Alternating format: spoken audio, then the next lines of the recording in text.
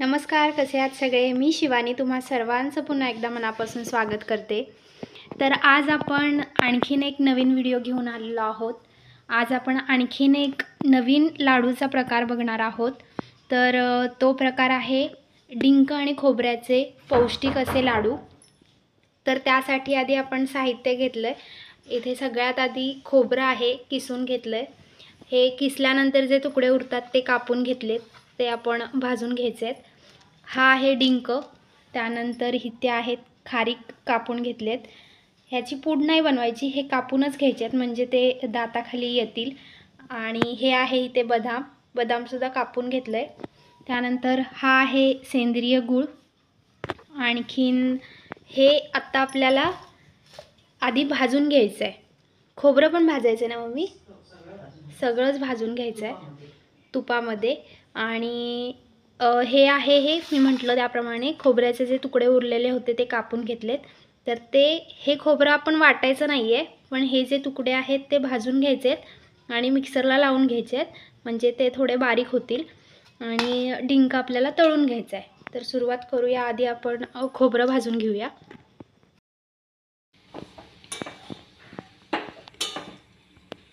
तर हे खोबरं आधी थोडं तूप टाकून भाजून घेतोय आपण, लालसर होईपर्यंत घ्यायचं ना।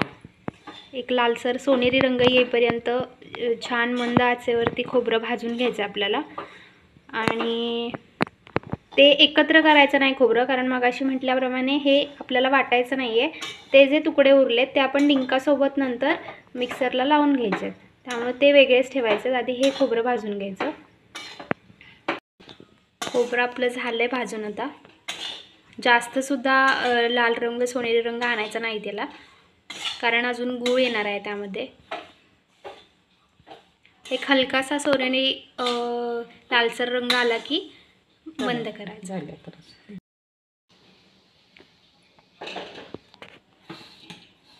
हे काढून घ्यायचं पसरट भांड्यामध्ये।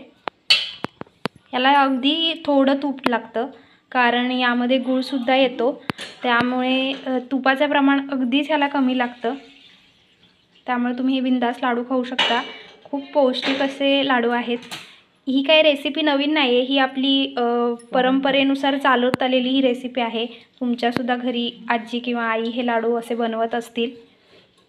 पौष्टिक असे असतात आपल्या शरीरासाठी, त्यामुळे ही आपली पारंपरिक पद्धत आहे या लाडू बनवण्याची। पण आत्ता बदलत्या काळानुसार ही कुठेतरी मागे पडत चालली असं मला वाटतं। आमचासुद्धा तो व्यवसाय असल्यामुळे वरचेवर चालूच असतं, त्यामुळे आम्हाला काय आता नवीन ते वाटत नाही, आम्हालासुद्धा ते जुनंच आहे। तर असे हे लाडू आहेत, पौष्टिक आहेत। तुम्हीसुद्धा खाता का? तुम्हाला आवडतात का? हे नक्की कमेंट करून सांगा। आता इथे आपण तूप ठेवलं आहे। आणखीन आता यामध्ये आपण डिंक तळून घ्यायचं आहे। ते खोबरं ह्याच्यामध्ये आपण भाजून घेतलं कढईमध्ये, त्यामध्येच लगेच तूप गरम करून घ्यायचं आणि त्यामध्येच डिंक घ्यायचा तळून।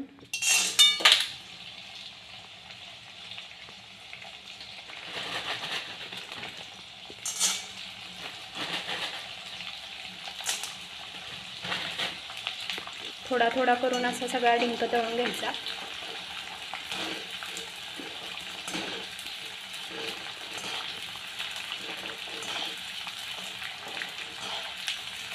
डिंकसुद्धा सोनेरी रंग आला की काढून घ्यायचा।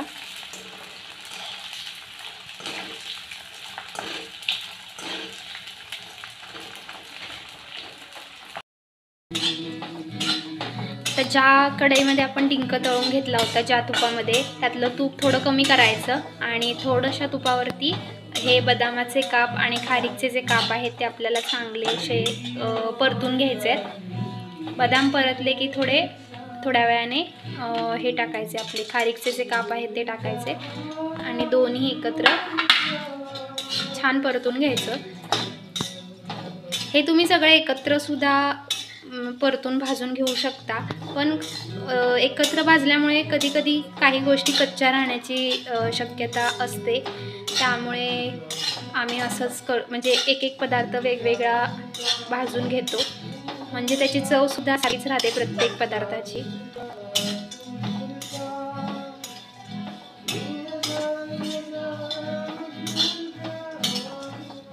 तर असं हे सगळं भाजून घ्यायचं छान।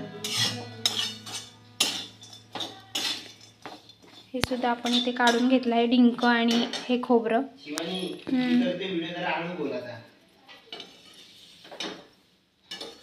दादाचा आमचा गिटार क्लास चालू झाला आहे।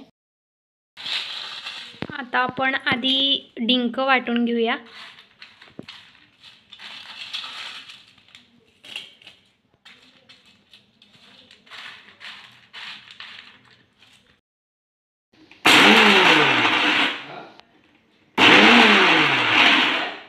तर हा असा एवढा बारीक डिंक आपल्याला करून घ्यायचा आहे, म्हणजे एकदम पण त्याला तेल सुटेपर्यंत बारीक नाही करायचा, असा हा जाडसरच थोडा ठेवायचा आहे। अशा कन्सिस्टन्सीमध्ये आपल्याला मिक्सरला तो फिरवून घ्यायचा आहे। आणि आता त्याच मिक्सरमध्ये आपल्याला गूळसुद्धा वाटून घ्यायचा आहे।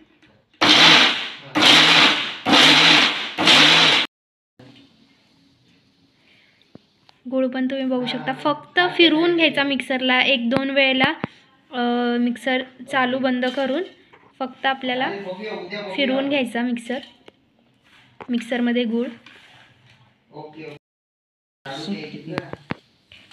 तर आधी आपण थोडा गूळ शिल्लक ठेवला आहे आणि आधी हे मिक्स करून घ्यायचं सगळं। गूळ किती कमी जास्त लागतोय त्याप्रमाणे मिक्स केल्यानंतर अंदाज येतो एक, आणि त्यानुसार जर कमी असेल तर मग गूळ त्याच्यामध्ये आपण आणखीन टाकायचं आहे, कारण गुळाला सुद्धा ओलावा असतो आणि गूळ जास्त झाला तर मग ते लाडू त्यांचा आकार घेणार नाहीत व्यवस्थित आणि ते खूप असे गोड लागणार, गुळमट। एकदम गोड लाडूसुद्धा चांगला नाही लागत।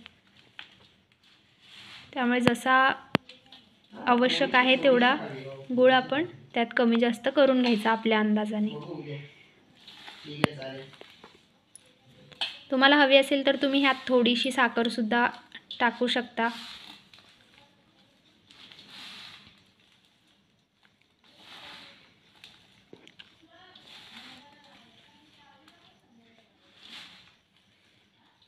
वेलची पूडसुद्धा मम्मीने यामध्ये टाकलेली आहे, त्याचासुद्धा एक सुवास छान येतो, स्मेल।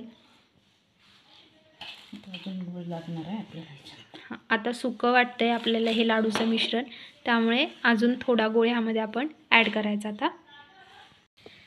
तर तो जो शिल्लक गूळ होता तो सगळा आपण घेतला यामध्ये, तेवढा सगळा गूळ लागलाय, पण अंदाज घेत घेत घालायचं, कारण कधी कधी गुळामध्ये सुद्धा फरक असतो, त्यामुळे त्यामध्ये कमी जास्त होऊ शकतं।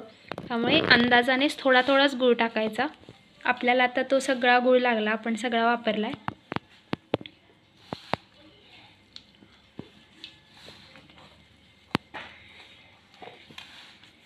चांगलं मिक्स करून घ्यायचं।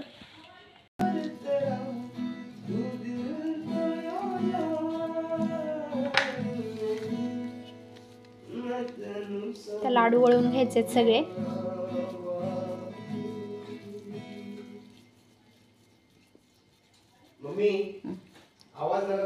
हा आहे लाडू, छान होतात हे लाडू, वळायला सुद्धा सोपे पडतात, गूळ वगैरे सगळा मिक्सरला लावून घेतल्यामुळे। तर असे सगळे लाडू आता आपण आधी वळून घेऊया। तर असे हे आपले डिंक आणि खोबऱ्याचे लाडू तयार झालेले आहेत, खूप छान दिसत आहेत, बघू शकता तुम्ही। तर आजचा हा व्हिडिओ तुम्हाला कसा वाटला हे नक्की कमेंट करून सांगा। तसेच तुम्हाला आमच्या चैतन्य गृह उद्योगचे कोणतेही प्रोडक्ट्स जर हवे असतील तर नक्की ऑर्डर करा, आणि आजच्या या व्हिडिओला लाईक करायला विसरू नका। तसेच तुम्हाला माझे व्हिडिओज कसे वाटत आहेत हे सुद्धा कमेंट करून सांगायला विसरू नका। आणि तुम्ही जर माझ्या चॅनलवरती नवीन असाल तर चॅनलला सबस्क्राईब करायला सुद्धा विसरू नका। भेटूया पुन्हा एका नवीन व्हिडिओमध्ये, तोपर्यंत बाय।